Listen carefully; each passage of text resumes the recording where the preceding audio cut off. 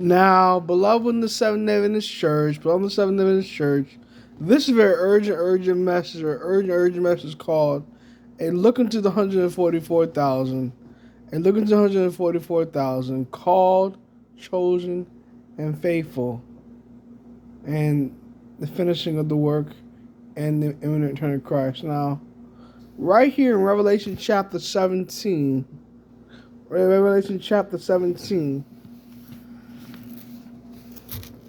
in the Bible, Revelation chapter 17, in verse 14, it says, "And they that are with him make war against the Lamb, are called, the chosen, and faithful." So they make war against those who follow him whithersoever he goeth. That's the dragon, the beast, and the false prophet, that threefold union. The United States make war against those who follow him whithersoever he goeth. And Revelation 12:17 says, "And the dragon was wroth with the woman, and went to make war with the remnant of the rest of her offspring, which keep the commandments of God, and have the testimony of Jesus Christ." So the prophetic remnant, the remnant within a remnant, beloved. That's who Satan makes war against in the last days. 144,000, beloved. And these people are faithful. You know, they don't eat meat and dairy products. They don't listen to rap music. They don't listen to worldly music. They don't take drugs. They do a mighty evangelism. They overcome sin in their lives. And that's why Satan hates them so bad. 144,000. And that's what Satan tries to make war against them, this particular group, in such a bad way when these last days, beloved, in the Adventist Church. But they stand faithful, and they come out of a church that has pure doctrine, like the Seventh Day Adventist Church. They don't come out of false churches. They're not defiled with women. I mean, they're not coming out of false systems of worship, like the Baptists, evangelicals, the Lutherans, and Methodists, who are false systems of worship.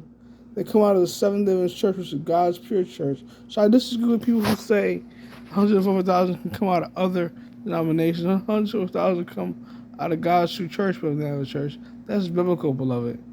And Satan makes war against them. And Revelation 12:17. "And the dragon was wroth with the woman, and went to make war with the woman of her seed, which keeps the commandments of God, had the testimony of Jesus Christ," for the Adventist Church.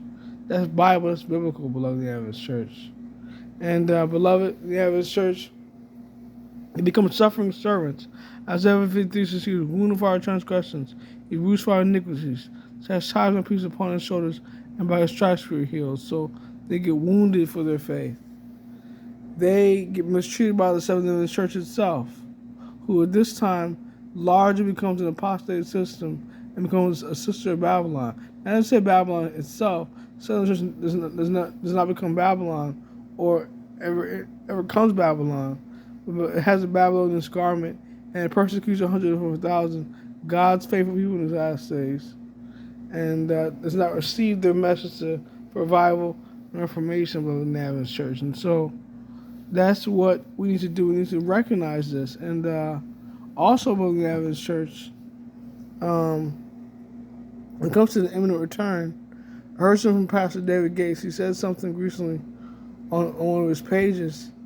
He was saying that if you don't accept that Christ is coming back imminently within 2 or 3 years, you may not be ready for Christ's second coming at all.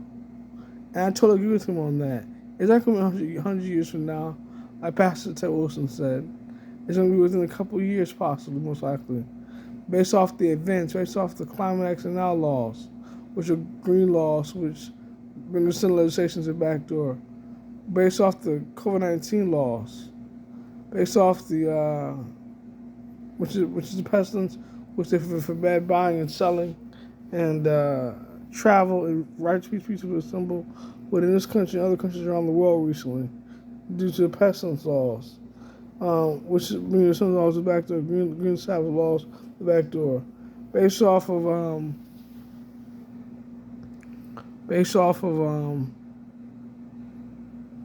climate laws or Earth Sabbaths. We say Earth Sabbath March in this country and around the world on that issue, beloved, in the Adventist Church. So time is wrapping up, beloved. The Lord is coming. Are you ready?